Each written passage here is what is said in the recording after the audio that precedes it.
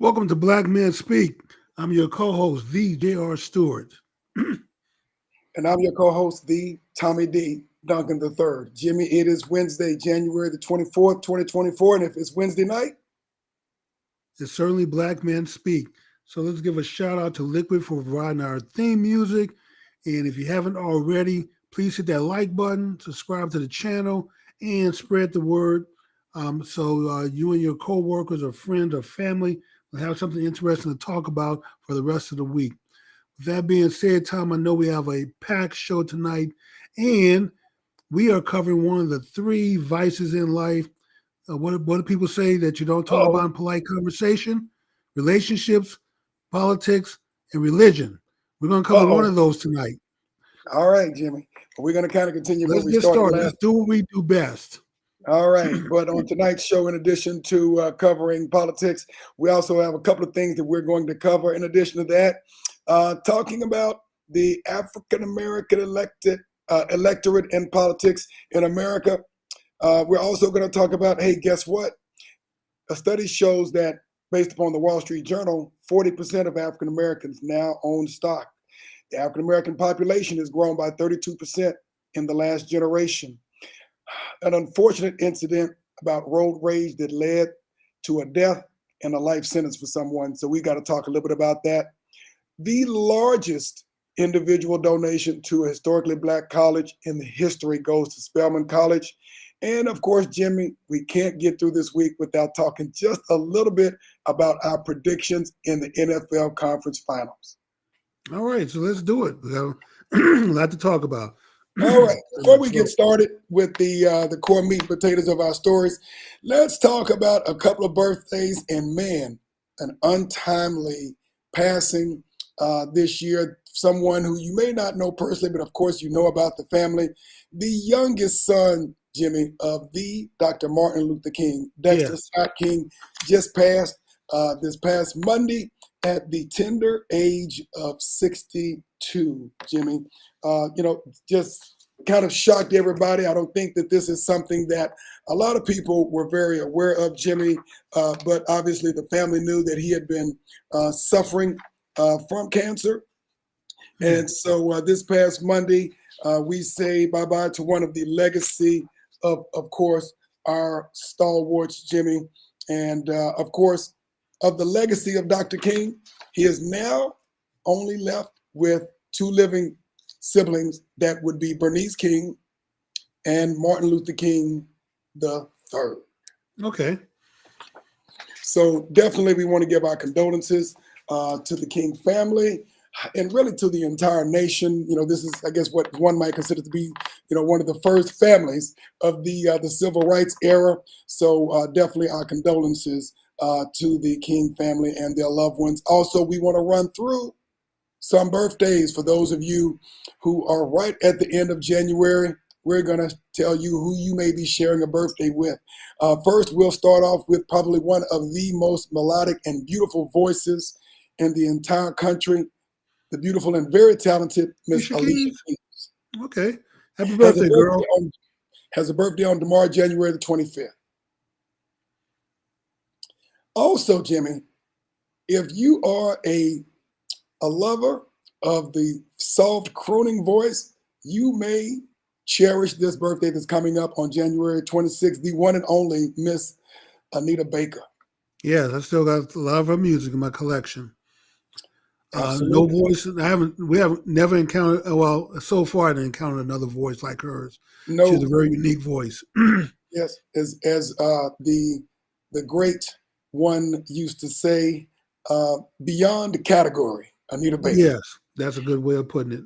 All right, January the 26th, we have Miss Angela Davis, noted civil rights activist, has a birthday coming up on then January the 26th as well, right along with Anita Baker. And for those who watch a little film, every now and again, Jimmy, I know you're a big film buff, so you might know this face here, Miss Tyra Farrell. Yes. She's been in a lot of movies and supporting actresses role. Very talented sister as well on the big screen. Yes, she is. And another one, Sister Soldier. also born on January the 28th as well. She has a birthday coming up in a couple of days. So definitely a happy birthday to her as well. And then we have a few more, Jimmy. These last couple of faces, everyone will know. The media mogul of the 20th century and, then kind of called it a wrap in the 21st century, Oprah Winfrey, has a birthday on January the 29th. So for all of you Oprah lovers out there, you can give her a shout out in a couple of days. All And right, Tom, we have any men here? It's been all women so far. well, we typically have mostly men, but we do have a man for our very last birthday on Okay. January the 30th, Charles S. Dutton. Oh, man, yeah, great actor. Yeah, coming up early next week. Has been in a lot of great films, a very great actor. For anyone who loves the big screen, you've seen this face on a lot of films over a series of really the last couple of decades, really more than a generation, Jimmy. Happy birthday to all our celebs. And yeah, we certainly send our condolences to the King family. All right. Before we get to our stories, Jimmy, let's see who we have on our chat session. We have a lot of interesting folks here, Jimmy. Some of these names I'm not quite able to enunciate. Well, let's just give a shout out to them the best you can. You're the name person. Okay. Mesomari, W. Keith. I'm not exactly sure who that is, but W. Keith. Mr. Dent is on the line. Who else do we have here? Brittleer. Not exactly sure what that person's name is. Audrey K. Booker, good evening. Good to see you and good to have Audrey you in back. the house. Okay, that's Cousin Clark. Audrey K. BPM Lover, Keith, do you look a little bit different? I guess we'll find out. Ethan with Dash Shifts 1. We have a lot of names on here that don't have specific naming conventions on them, but we'll get through them. 5-star K4M. Gregory Harrington. All right, that's a name I can pronounce. That's our good fraternity brother. Thank you for coming back and having a name that I can pronounce. Welcome back, Brother Gregory, and thanks for coming on the show this evening. Bonnie Scott. That's Bonnie right. in the house. Back Okay. in Oak Cliff. Okay, we need to make sure we catch up. How's everything going, Bonnie? Good to see you back in Texas. And I believe Carol Wilson. All right, good evening, Carol.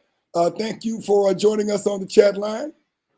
And I believe that is it for right now. We may have a couple of folks who may join a little bit later. And of course, our good friend, the Uncle Asar Al-Kablon of the African podcast as well, who has joined us as well. And he says, yes, he loves Miss Tyra Farrell. Beautiful and very talented. We definitely agree. So we want to thank everyone who has joined us for tonight's show. We're going to start off with some interesting banner that we started out with last week. We're going to continue in addition to get to our stories. And okay, there we go. Miss Elisa Patterson, hey, thank you for joining us tonight. All right, Jimmy, let's get this party started. Let's get started, Tom. So we're starting to, at least I'm starting to see something that I never thought I would see in my lifetime. And that is a shift in our voting patterns. Historically, since 1936, when Black people started switching their voting from voting for Democrats to voting for Republicans, from voting for Republicans to voting for Democrats, for FDR, and then never quite looked back. I never thought in my lifetime I would ever see any kind of shift back to the Republican Party. And I'm not sure if this shift is more about the Republican Party or about Trump. Maybe, they're one and the same now, but we are starting to see a shift in Black men, about 25 to 30% according to the polls, that are switching their voting, and about 10% of Black women. So I thought this is worth us having this serious discussion to see, is this the time that this shift is going to gain momentum, or come November, we're going to fall back in our 90 to 95% voting pattern where we are pretty monolithic, voting for one party. Well, that's a very interesting conversation piece. And, the polls are the polls are the polls. Sometimes, they pan out and sometimes they don't, Jimmy. And I definitely see and have seen the articles that have expressed, some frustration with the current administration. But, I guess we'll have to find out whether, that's just par for the course, because, of course, whether you have someone from the right side of the aisle or the left side of the aisle, people are going to have frustrations. But to your point, when we look at the African American electorate, it makes us unique, at least at this point in time, because, of course, over the last few generations, at least, it has been overwhelmingly leaning towards the Democratic Party. Of course, I know we've talked about this historically, how African Americans, after the Emancipation Proclamation, were overwhelmingly Republican because, of course, it was the party of Lincoln, so-called the great emancipator, until the 1930s and the Great Depression, when everybody had it extremely bad. But, of course, our ancestors had it worse because at the end of the day, we didn't really have control over a lot One time, let me step in here and sort of. It wasn't an economic matter that facilitated or was a catalyst for the change in 1936. It was the fact that Hoover, in an effort to win the Southern white vote, declared that on the surface that the Republican Party was for whites only, and this alienated a lot of black leaders. Even though behind closed doors they were saying nothing has changed, that we still support black causes. This is what we have to say in order to compete down south. Well, somehow they didn't go over what they didn't convince black leaders that was the case. And then, of course, FDR made a pitch for black support, for some economic support, because you're right, we were going through a depression at the time. And though that was really the catalyst, it was the white-only campaign effort, that really was the starting point. So, and once the switch was made, somehow black folks never found their way to come back to the party, which they have founded for a various number of brainwashing reasons. Well, for what it's worth, politics is as much of a religion as religion is a religion. It is definitely a religion, and it has to be. I've said that, and I'm glad you said it also, because when I say it, people want to challenge the statement. But I guess it sounds more palatable when you say it. So I'll let maybe you it's just the context to which I say it. But I would say this, kind of getting back to my original point. When you look at the Great Depression, and if the country was going through a Great Depression, then Black America was going through a hyper Great Depression because, of course, we didn't control the system of politics in our country, never have, unless we, of course, move to another country, probably never will. And so as a result of that, you are correct. When FDA came in, of course, with the New Deal, which offered some hope and some promise, as bad as Black folks had it at that time, post-Reconstruction, and that left the door open for, I guess, what we would call dog whistling to now as local or state control over what's going on in your region of the country. Black folks saw something that they saw was promising in the New Deal. Then, of course, that led Jimmy moving into the 30s and 40s to the Great Migration from the South, where Black folks had just, quite frankly, gotten fed up of the lynchings and the crosses burning and things of that nature, and going to the Midwest to the prospect of better jobs and to the prospect of less overt racism and lynchings and other things associated with that, Jimmy. But at the end of the day, you just, as Malcolm would say, you're trading in the wolf for the fox. Well, Tom, yeah, I guess. But here's the thing for me, Tom, is that I've been totally mystified, at least for the last two generations. I know I can easily build a case. And when I talk about these things, people say, well, that was in the past. That's historic. You're talking about Reconstruction. You're talking about the Black universities that were funded and built by Republicans, named after Republicans. You're talking about the support for education and other family values versus a party that did not want to educate Black people, passed the Black codes, the pig laws, and Jim Crow laws to keep Black people down, Those laws also were used to put black people in prison for free labor, where the state then sold them out to the railroad companies and other companies, and which we talked about, plenty of times. But here, and the destruction of the black family, which was totally done on purpose, not by accident.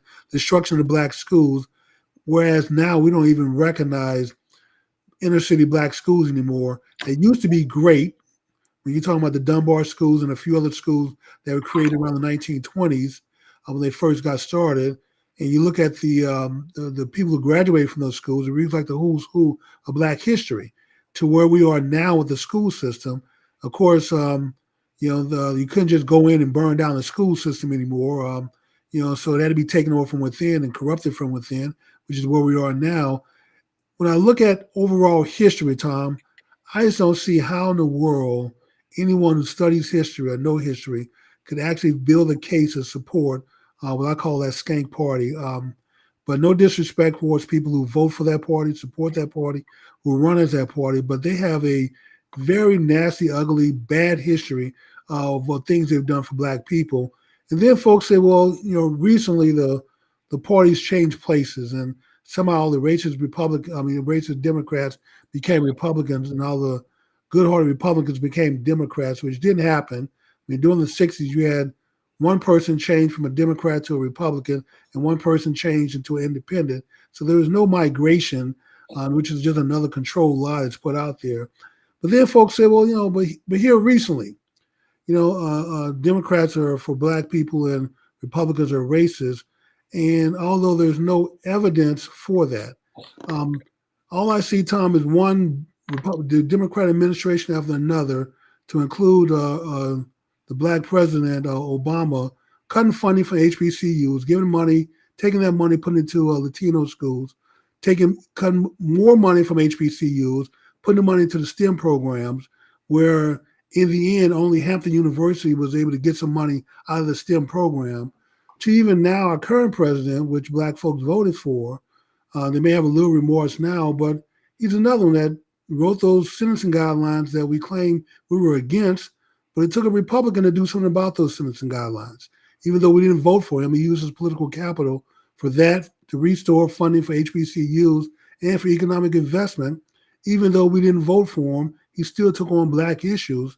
And then historically, since Reagan, Republicans have always been funding an increase in funding for HBCUs, when all I see is Democrats increasingly do everything they can to try to cut funding, including the current president, who last three budgets that he submitted, where we've increased funding for everything under the sun, but somehow the only thing you find to cut is money to the HBCUs, which I don't understand how in the world these people continue to work against black efforts and we continue to vote for them in the name of racism. This has to be one of the greatest brainwashing efforts that ever took place on a global scale or a national scale in my lifetime. And the reward, but it seems like some folks are starting to wake up and realize that the rhetoric was just that, rhetoric. That all you're doing is talking. You haven't done anything in 2-3 generations. And what you have done has not only not helped black people, but worked against black folks. And luckily, there are some people who still fight to make sure that none of these initiatives are fully impacted or reducing their efficacy. If it wasn't for some Republicans still supporting HBCUs, Tom, they'd almost be out of business right now if it was just left up to Democrats. And somehow that's one of the institutions we need to fight for and protect. And black folks, year after year, election after election, continue to vote against their interests, but then complain about funding the HBCUs. But they vote for the very folks who are cutting funding, including the black president who took money away from the HBCUs. So I just don't get it, but I'm hoping that this is a sign that black folks are starting to wake up, starting to realize that they can make a difference by splitting their votes between the parties and voting their interest and making both parties work for the black vote, not just give it away at 90 to 95% and then have the other party thinking they can't compete for it. So I would say that no group of people, regardless of their ilk in life, should blindly give their vote to anybody. I would also advocate that, it's more than just a matter of voting for a particular candidate, whether that's supporting a particular party. But that, of course, if you're going to put somebody in office, you got to make sure that you ask for something in advance and after they get into the Our office. Now, schools, Tom. wait a sec. But with that being said, the first, I would say, make sure that with everything you do, folks who are listening, now or later, make sure you do your fact checking, because at the end of the day, when we talk about the funding for the HBCUs, talk to your HBCU folks, especially folks who handle the money, and say, look, how much significantly more did you get under one administration from the other? Because some of this can be very voodoo political in terms of, somebody cut funding, and then all of a sudden someone restored funding, when all it is a matter of changing the methods through which you get funding. Because there is one very noted president of HBCU who said, yeah, the method may have changed, but the money was about the same from the last president. So just make sure that you do your stat checking and make sure that you got the facts or whatever you do. But What time the difference? The money may have been the same. I don't think I can check. We could check. But the way that the money is dished out. So Trump put it in a 10-year plan, so the HBCUs wouldn't have to come back to Washington every year and beg for money, which is the way things have been, business have been done. So they had 10 years guaranteed funding that they could start planning long-term for, because they knew that this is the amount of money they were going to get every year, plus whatever else they can lobby for. Jim Crow Joe Biden cut that. But it was the same amount of money in essence. Okay, but Tom, but Jim Crow Joe Biden cut that money out. He ended the program. One of the first things he did when he got in. So now the HBCUs are back to, we can't plan long term because we don't know what money we're going to get next year, the year after that. All we know is what we can get right now and what's approved. We have to go back to every year on our knees begging for money. So there's a difference. It's a dignity issue. So maybe the dollars are the same, but I'd rather have guaranteed dollars that I know are coming in that I can plan for long term. My buildings, my parking lots, computer equipment, whatever it's going to be, I know what's coming in year 2 to year 10, versus not knowing and having to go back and try to lobby and beg and ask for money every year to get a few handouts. So like I said, there's nothing wrong with asking both parties to support your issue. And right now, I don't see any bigger issue than these damn schools, which are terrible in New York City. Bigger issues, even though schools are a big one. Education. Tom, we need to educate our kids. We advocate for education. There are bigger issues than just schools, but that is. Well, no, I'm not saying just schools. I'm saying the biggest issue outside of absentee fathers, which we can't legislate. We've already destroyed the family structure in the 60s, and there's no putting that genie back in the bottle.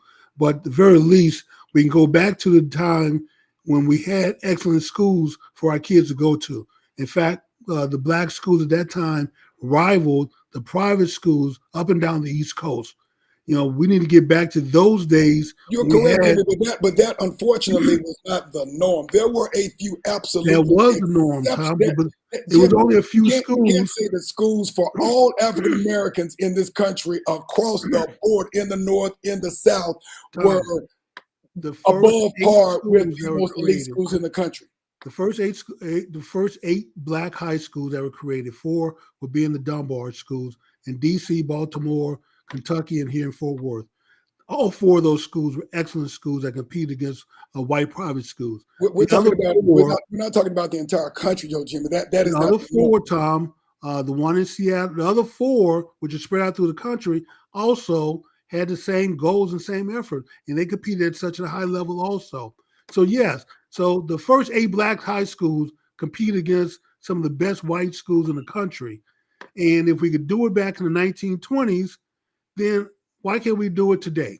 Jimmy, everybody was not in the Northeast. The majority of black folks were in the South. They did not have the same schools. Okay, Fort Worth is in the South last time I checked.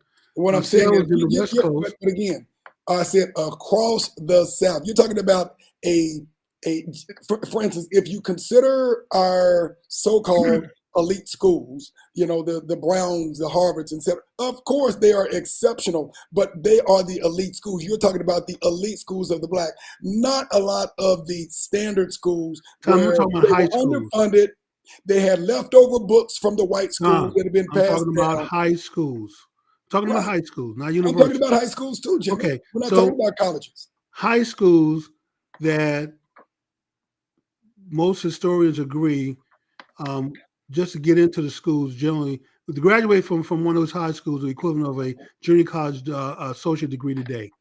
And my point is, when you look at you read the graduates from these schools across the country, all 8 of them, they read like the who's who of Black history. They have very high standards. They demanded excellence from their kids, and these were poor kids, the grandkids of slaves, who didn't have the benefit of an elementary school or junior high school a lot of times. So once again, if during the 1920s, at the height of racism, and the KKK hanging people, lynching people, discrimination, if we can put out and create some of the best schools in America for Black kids, and they compete against some of the best public schools and private schools up and down the East Coast. In fact, this was so alarming to white educators that they figured that the schools were cheating, and they had to go in and investigate and find out what was going on, only to find out that these kids were really being educated. If we could do it then surely you can't make an excuse for why we can't do it today. It's not about geography. And there are some great schools that are predominantly black, predominantly. The first 8 Tom were excellent. We had 100% rate at that time. Jimmy, are you telling me that you're going to get back to educate half? the Can we entire get to population? 75%? Jimmy, are you saying that you're educating the entire population at that time of high school students? Tom, I'm saying the first 8 schools were outstanding. I understand that. I'm not refuting that, but you're talking about an entire country. You're saying 8 schools for an entire country of young people that have to be educated. Tom, we just saw where Chicago, urban prep in Chicago, who graduates 100% of Black boys, send yes, correct. 100% to college. They have an 80. They have over an 80% graduation. One school, right, they have an 80% graduation rate. And so, yeah, you're talking about one school, but once again, this demonstrates, Tom, in the inner city what can be done. Oh, so I don't disagree doing and replicate. That's all I'm saying is that if it can be done in the slums of Chicago, where they get leftover books and hand-me-down equipment, if they can do it, and some charter schools around the country can do it, then this demonstrates what can be done. So we have to stop making excuses and start holding those who represent us accountable to say, this is what we want. We'll never get there if we don't ask for it and demand it. Oh, no, not disagreeing with you there at all.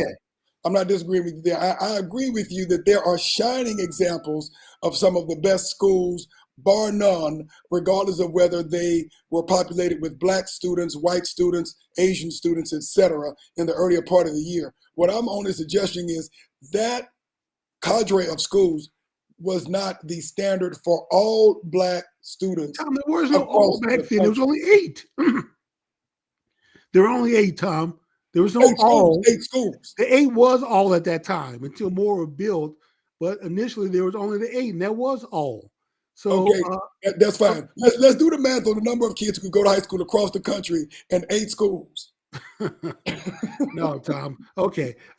Anyway, this is something we can fight for, we can ask for, and certainly it shouldn't be too much of an ask to ask both political parties to improve the school system. Because if they don't have a plan to do that, and not willing to do that, then find somebody else to vote for.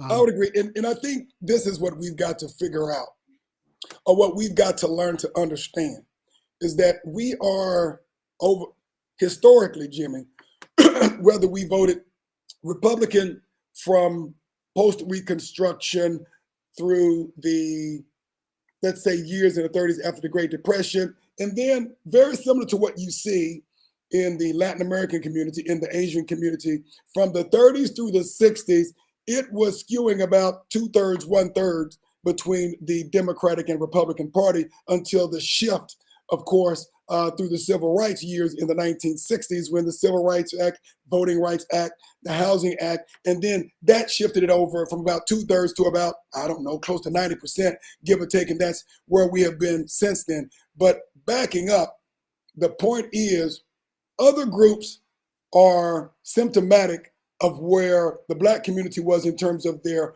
voting metrics from the 30s through the 60s. Before then, we were overwhelmingly voting Republican until the 30s. Since the 60s, we've been overwhelmingly voting Democrat.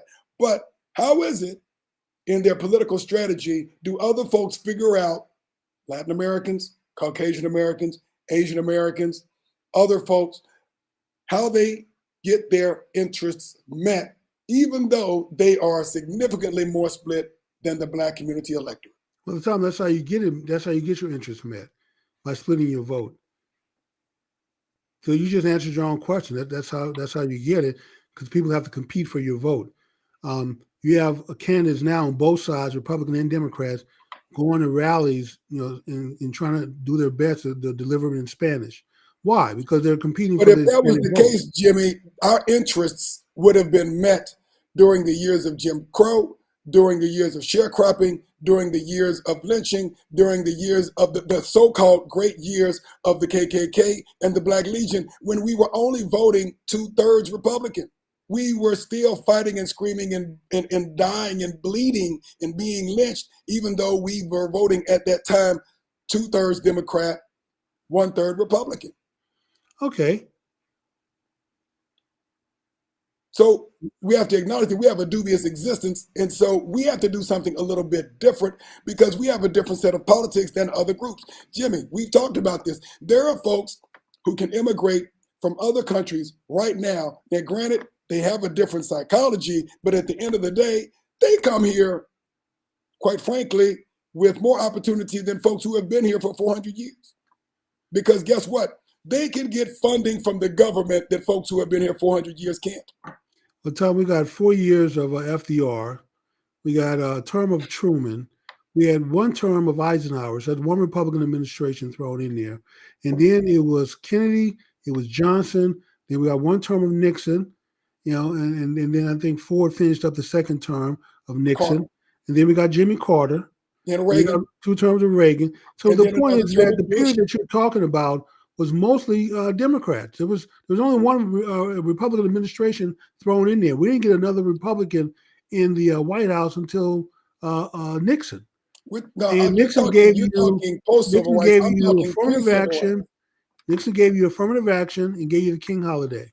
So all I see, Tom, is once again, we hold Republicans to a higher standard. Republicans No. are actually delivering on universities, on affirmative action, on holidays, on funding for HBCUs, trying to do their best to protect the family.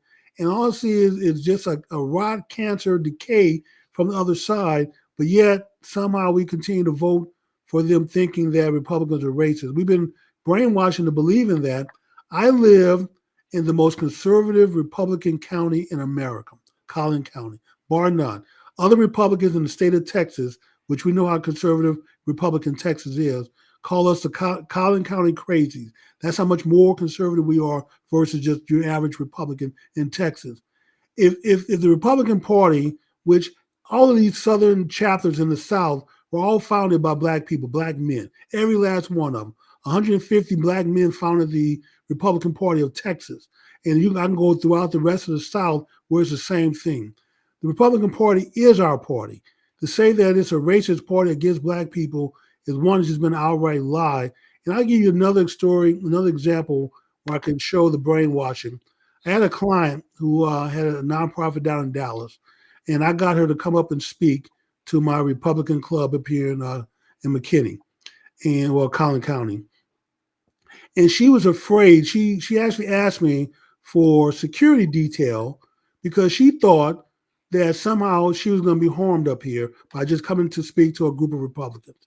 And luckily we had a black assistant police chief who decided to accommodate her and send a car down to escort her up, although nothing was happening. I mean, nobody's going to bother her. And in fact, she ended up getting some advice from a couple of Republican judges to show her how to get black men who are on child support who couldn't get a driver's license, how to go circumvent the system and get a order from a judge, justice of the peace, so they can get a driver's license to go work. Because that was the industry that's what her grant was for. My point is that she was actually terrified to even come up to Collin County thinking that somehow Republicans are going to harm her. This is the mindset that a lot of black folks who just don't understand or know won't even take the moment out. Probably know some Republicans and just, in polite conversation, the politics just don't come up and don't even realize that that they have friends and family members who are Republicans, don't even know it. We just assume that every black person, because it happens to me quite frequently, people talk around me as they think I'm a Democrat, so they say certain things until I have to remind them that I'm a far right wing conservative. So I don't agree with your viewpoint because folks do we can all agree. It's like, no, we can't all agree. You can agree, but I don't agree with your viewpoint. And so that lets me know the level of brainwashing that our people operate under. But I'm glad to see that maybe that is starting to change. That some people are starting to realize that they've been duped and bamboozled, like Malcolm X would say. And hopefully you folks will start doing their homework and pay attention to what's going on and who's doing what for you and supporting your efforts. And once again, vote your interests. Vote for the person or the party that's going to support your causes. If they're not, then there's a Greenpeace, there's a Libertarian, there are plenty of other parties out there. It's not just the main two that you can go give your vote to and protest. And quite frankly, Jimmy, you bring up a very good point there, because in some of the narrative in terms of this, so-called movement of black folks away from the Democratic Party, which black folks have overwhelmingly voted for several generations now, you see a couple of things happening. Clearly there are some folks who are moving to the Republican Party, but when you stratify this between your older generation, your folks who are kind of in the mainstream of their working years and your younger years, those look like different narratives. A lot of younger folks, for instance, are frustrated with both parties and or looking at third-party options. That is one of the reasons, why, what's the guy's name who was running last year? I think he's run the last couple of elections, got a significant amount of, from the Northeast, you'll know who I'm talking about. From the Northeast, got a significant amount of the 20-something vote, so to speak, because he spoke to their interest. Your older citizens typically are going to be more traditional. They become a little bit more conservative in their ways. At the end of the day, though, Jimmy, black folks, whether they are leaning left or leaning right, in my opinion, have to find their common interests, regardless of party, in order to get what they want.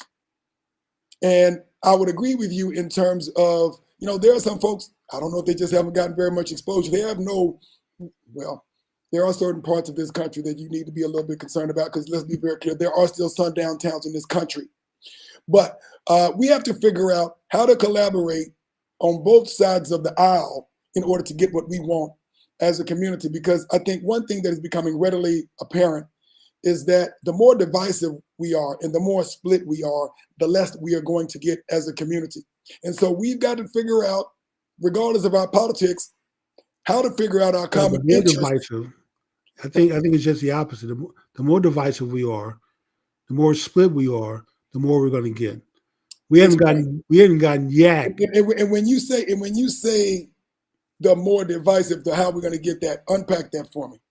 That means split our vote. I mean, half of us. It'd be nice if half of us voted for one party. I'm talking really more split in terms of what you're talking about, the rancor, the infighting, the foolishness. We don't really have that, because politics is not polite conversation in the black community. We don't talk politics. In fact, yes, we do. When do we talk politics? We don't talk about the virtues of Republican versus Democrats. We don't have those conversations, because it's assumed and expected that most of us are going to vote Democrat. In fact, if you don't vote Democrat, you're ostracized, you're tossed out of the box, you're kicked out of the community.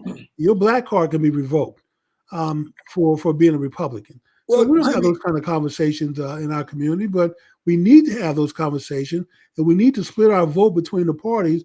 And you know what? Come election time, let both sides line up to say, hey, here's what we're willing to do. And like I said, if you can do something to fix the families, the absentee fatherhood, great, but you can do something about those schools. You can put a couple measures. And to your point, Jimmy, all I'm suggesting is whether you're voting 85 to 90% red or 85 to 90% blue or 85% green, at the end of the day, you got to figure out on your side of the aisle, this is what we need you to be doing. On this side of the aisle, this is what you don't think we figured it out, Tom? That school and family and jobs are kind of like 1, 2, 3. It should be. Is that really a debate? It depends on who you're talking to, Jimmy, and where they are. Maybe jobs, family, education, where they are, or family education, jobs. I mean, whatever the order is, we can debate the order, but there shouldn't be any debate over what the top 3 are. We should all be able to agree on what those should be. And what were those 3 again, Jim? Family, jobs, and education for kids. And when you say family, not agree that those are the top 3 when you say family, what does that mean? That means the restoration of the black family, putting fathers back in the home. How does the government? I don't know. That's why I say That's why I said they can't do anything about that one. But how can the government legislate? Right. That's why I said, Tom. The government can't do anything about that one. So jobs and education, whether it's jobs, education, jobs for sure. Because at the end of the day, jobs and income really influence everything else. Okay, so a job to keep our kids down. Income determine what you're going to be able to do, where you're going to be able to live, the type of education you're going to be able to provide for your children, and practically everything else. Well, Tom, all I see is we tend to want to get better jobs, make more money, and move to a more conservative, Republican areas where the schools are better. So there's nothing wrong with improving schools in your neighborhood. Absolutely not. Absolutely not. And so I only think that's an argument or a debate that we have to have. But if we do, we're kind of late into the show. We still got a couple more stories. So unless we have something on the chat line, let's answer whatever response on the chat line, and then we're going to get to our last few stories. Okay, and you are right. It is almost about a quarter till. We were supposed to only do 2 segments, so we ran long. Yes, we did. That's okay, Jimmy. It's been a while since we've had a political conversation, so that's okay. But why don't we do this? Let's summarize this. We're going to, of course, continue this conversation. It's 2024. Next month, we'll have another political show next month. We know what it is. And so every month we're going to be doing this. But at the end of the day, Jimmy, there is a lot to unpack. And, we've got to, one thing I think we have to figure out how to do is not allow ourselves or other folks use us to continue to break down our agenda and what it has to do. And whether we're talking about recentering family structure, whether it's education, whether it's employment, we have allowed ourselves and other people to manipulate us to do what other folks did when our ancestors did not have the legal power to do anything for themselves, and that is attack each other. So we've got to figure out how to make sure that we can, as Dr. King say, disagree without being disagreeable, figure out where we converge, figure out what's most important. And I think that, you had it right on the most part in terms of the things that are going to be most important, which are the fundamental things. When we look at the foundation of this country, life, liberty, and pursuit of happiness, there was a reason why the government gave white men so much money individually and twice that amount of land if they were married. That is the foundation of family. They promoted the family, so to speak. So there are a lot of things that we need to get very clear about. What has changed? In terms of what? Well, for us, when you look at programs that you think are black programs, affirmative action, well, we know white women are the biggest beneficiaries of affirmative action, and they use that benefit to support their white husbands who really run their companies. Exactly. They just have ownership of it. You're correct. So once again, we're being used. We know that black farmers, because we've covered this so many times, from the FDR programs, don't get their fair share from USDA as far as subsidies. But Jimmy, that is not just a Democratic thing. It is not just a Republican thing. No, I'm saying, but this is to your point of how we get used and we get caught into these debates. Allow ourselves to be used. And even on welfare, ourselves to be used. We're not the biggest recipients of welfare, but we make welfare into a black issue. But you're correct.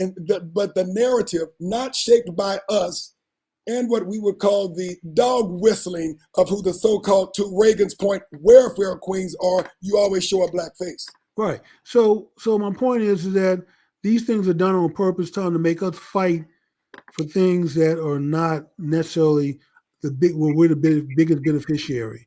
So stop fighting for them. If other folks who benefit the most from them don't want to fight for it and put their face on it, then let's not co-sign and put our name on it either. All right. In this last segment of the show, let's get to a couple of stories. So there were no comments? Well, unless we completely trashed all the other stories, because we got about maybe 10 minutes. Okay, let's get our last couple of stories in. And then if there are any comments, we will read the comments and then we'll answer them the next week. Right, because at the end of the day, Jimmy, both parties are going to do for us, and they've shown us enough to get your vote, and then c'est la vie. Well, it'd be nice if we actually gave the vote to somebody else so they could do c'est la vie, but I'll take your point. Big ticket items matter. I mean, there's a reason that black folks voted for the Republican Party for doggone near a half a century after the Emancipation Proclamation. True. There's a reason when black folks were struggling, they started voting for maybe not the Democratic Party, but FDR's policies that they felt gave them a fighting chance. There's a reason why they voted for the Democratic Party after the big three. I'm not going to put you on the spot and have you to explain what those are, but we'll take it offline. So what's our next story? All right, Jimmy. Before we run out of time. Talking about money. Okay. Congratulations to Spelman College, of course, the all-women's college in Atlanta, Georgia, who got the largest donation in the history of the college at $100 million. Businesswoman and philanthropist Wanda Stryker and husband William Johnston, who was chairman of the Greenleaf Trust, donated $100 million to Spelman. Just for historical reference, to a historically black college. So everybody know the historical reference. Spelman University is named after Laura A. Spelman, white Republican woman. Okay. White female Republican. Yes. Yes. Okay.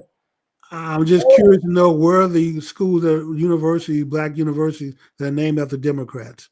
So when we start talking about historical reference, if you consider, let's be very clear. If you consider when these universities, colleges were established, many of them in the South, some of them in the North, where the politics were at that time, Jimmy, yeah, the Democratic Party was the party of the Dixiecrats.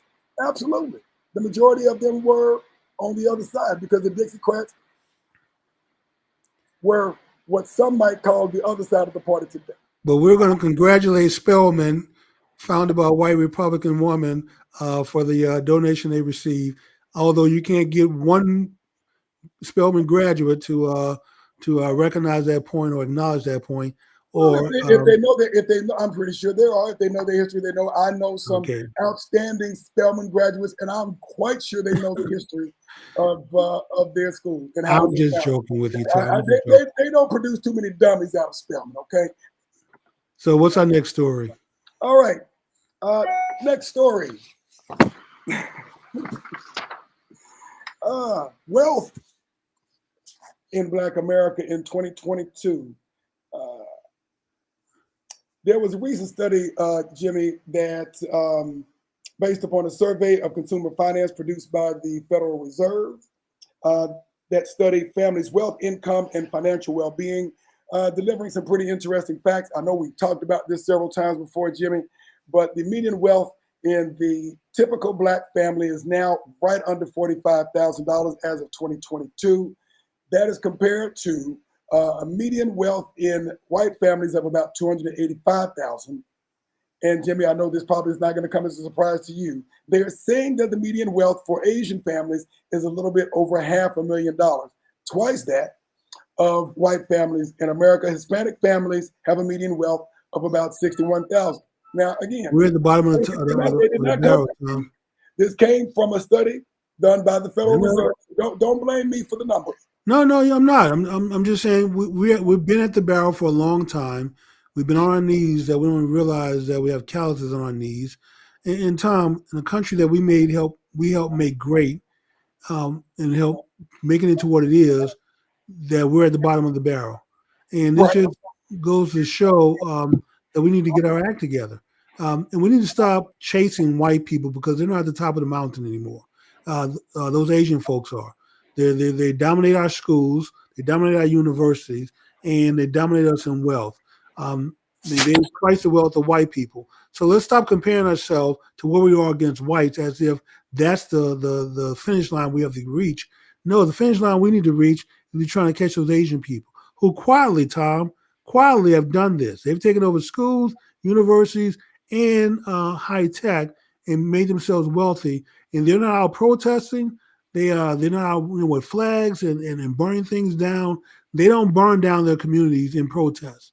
So we need to focus on what's important, which is building wealth, coming together and building wealth in this country. We talk about it all the time on this show.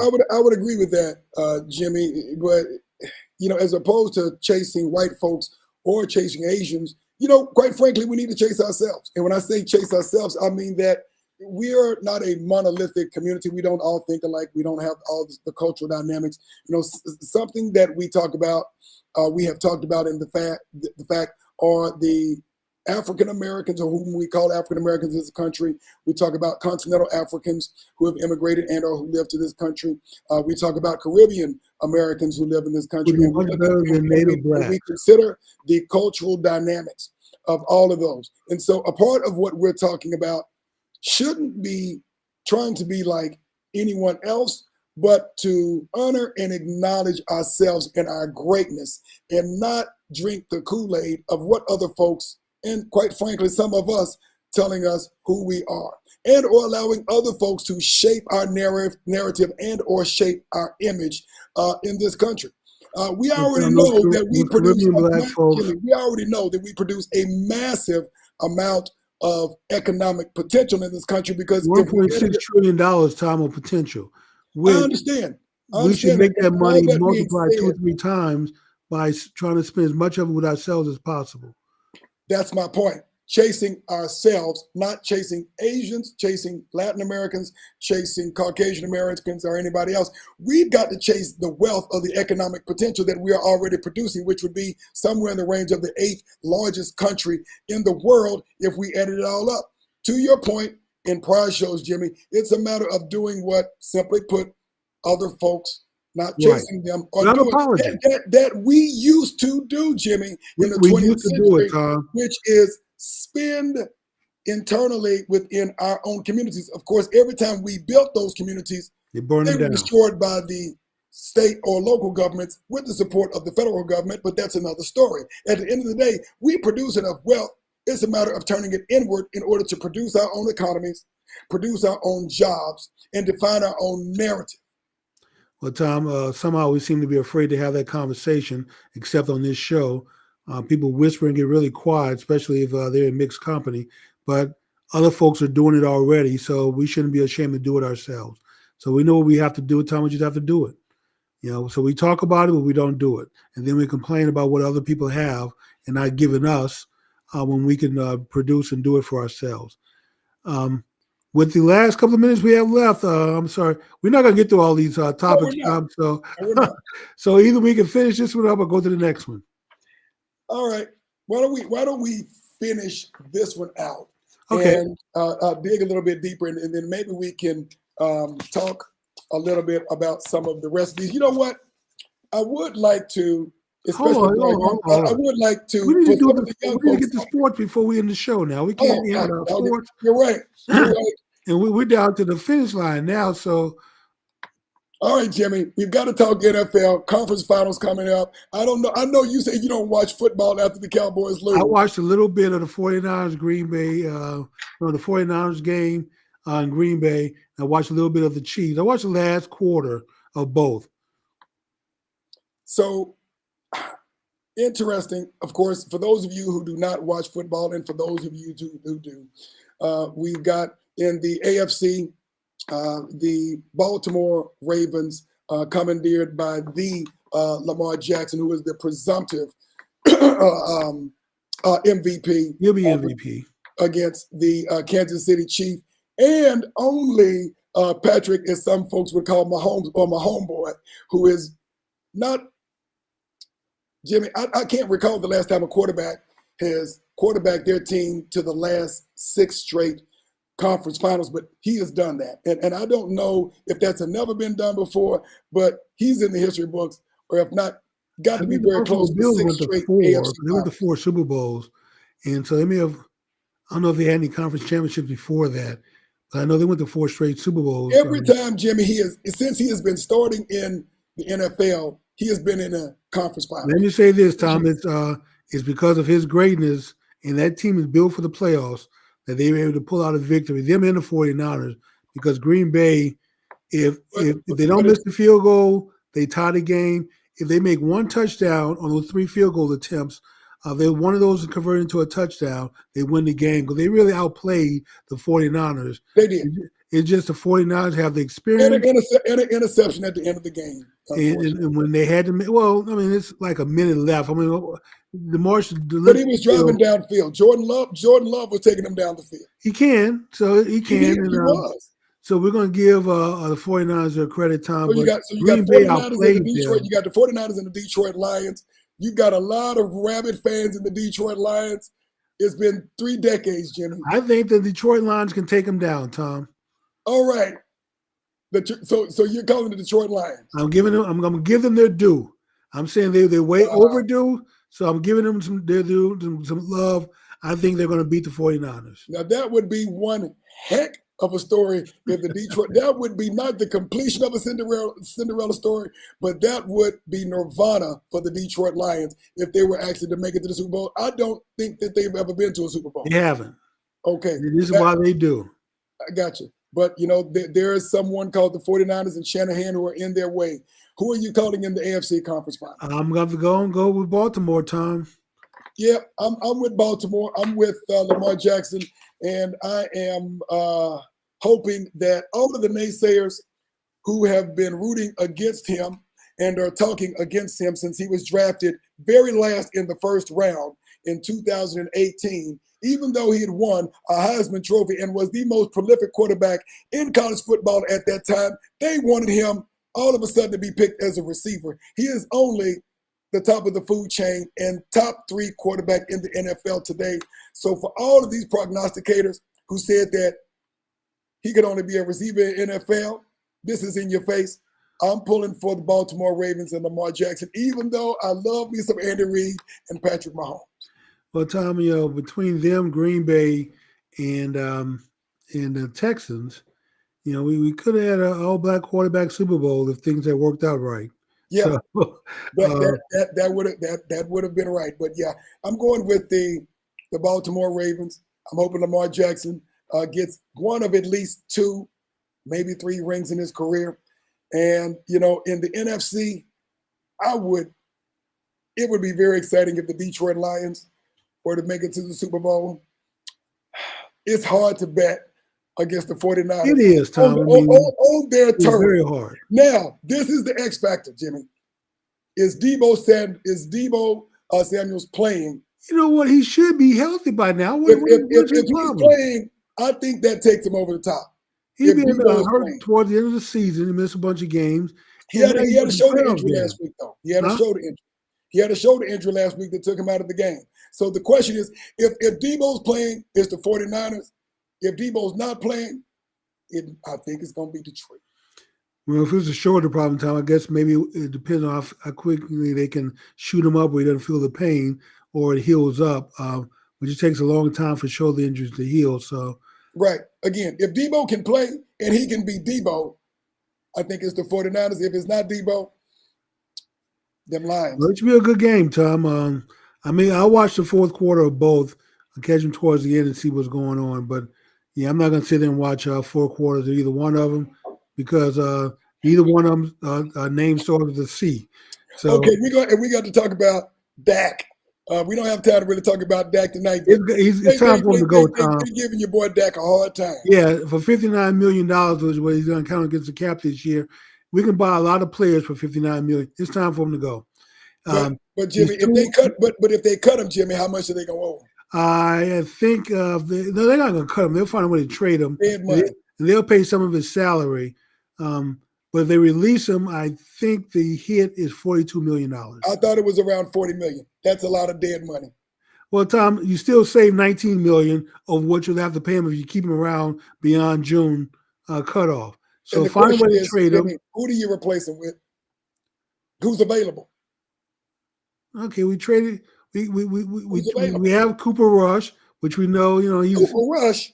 Well, Tom, he's won a few games. You're gonna go back to not making the playoffs with Cooper Rush. And you know what?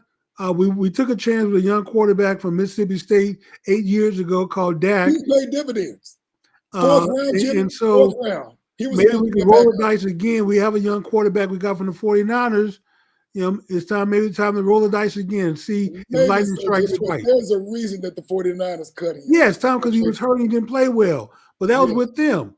But he was drafted like. Do you think that the Dallas Cowboys are going to develop someone that the 49ers couldn't? And they got. He was drafted like the number 2 or 3 player in the draft. The 49ers gave him 3 first-round picks for him. I hate to say this, but Josh Rosen was a first-round pick. He's not even in the NFL anymore. Well, that's a bad drafting. And a UCLA product as well.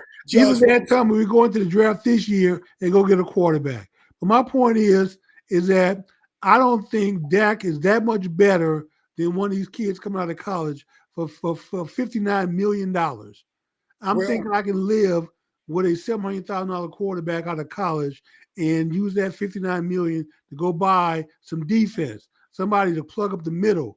Maybe if you have a better defense and just a decent offense, maybe you can get farther in the playoffs. Well, they've got a couple of issues, Jimmy. And I get your point, but you got to rebuild that interior line. Yeah, Tom, it takes money. I know. You got to rebuild the interior line. I don't care how good your quarterback is. You ain't got no interior line.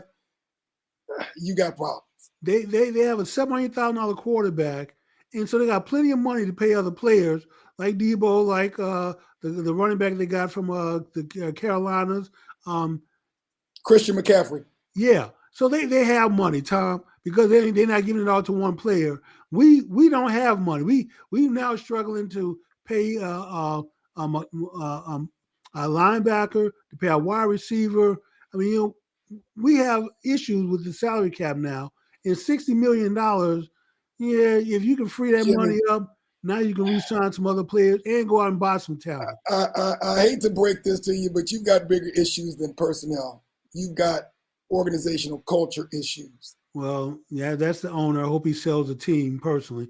If you're not coming, Tom, the first 26 years, we went to 14 conference championships. We won 9. We went to 14. We won 9. We won 5 Super Bowls then. We were 5-4 in the Super Bowl. That's the first 26 years. The last 28 years under Jerry Jones, we haven't done, other than those 3 Super Bowls with Jimmy Johnson. This is Jerry's team who said that 500 other coaches can coach this doggone team to a Super Bowl. We see how well that's worked out. So since 1995, last 28 years, Jerry has produced squat. His quarterback has produced squat. His coaches have produced squat. So if he's not going to get off the squat wagon, then sell the damn team to somebody who wants to win. You need to go talk to him. You need to go talk to him. How in the hell the Texans go find a young coach to take them to the playoffs with a rookie quarterback and a rookie quarterback and a rookie head coach? And then we get the wide receiver from Houston. Yes, we did. We took their star wide receiver, a suspect defense, a rookie quarterback, a rookie coach, and yet they're in the playoffs and they actually win a playoff game. We can't even win a playoff game with a $42 million. With a so-called Super Bowl pedigree coach. Yeah, like I told you, Tom, you either the piranha or you're the bait. And the Cowboys have been the bait for the last 28 years, thinking they're piranhas. So we need to realize that we need to realize what we are in order to get to where we need to be and stop pretending and telling everybody that we're piranhas getting to the Super Bowl when we're nothing but bait. Because come playoff time, everybody walks over us. We get exposed for the bait that we are. We're not that good. Gotcha. Before we go, Hey, we want to give a couple of shout outs to some folks who've been sticking in with us. We want to thank you, the commish, Brother Ed Gray. We want to thank you for joining us this evening. Miss Tanya Hall, KGGR Radio, I want to thank you for showing up. Of course, Miss Marion Square, thank you for joining us this evening. I think she must have came in late. Miss Karen Powell, what's going on? What's going on? Thank you for joining us. Miss Chastity Christian, thank you for joining us this evening. And a whole bunch of other folks whose handles I can't quite. They get multiple thumbs up for being patient. So I'll take one from Jimmy. The alphabet people on here whose placard names I cannot pronounce. We want to thank you all for joining us this evening. And I believe I have covered everybody whose name I can pronounce. Tom, why don't we do this? And to honor our people on the chat line, you guys come back next week with your questions, comments, and we'll let you lead the discussion. We'll finish up the stories that we didn't finish up today. But once those are done, the rest of the show will be dedicated to whatever you guys want to talk about. We're taking a chance here, Tom, putting our show in the hands of the people on the chat line. But whatever topic you guys want to talk about, come back next week. First come, first serve. We're just going to go down the list. Whatever topics are put out there is what we're going to cover. We're going to let you guys run the show and produce the show next week. All right. Thank you, everyone, for joining us. You got to have a good week and a good weekend. Take care.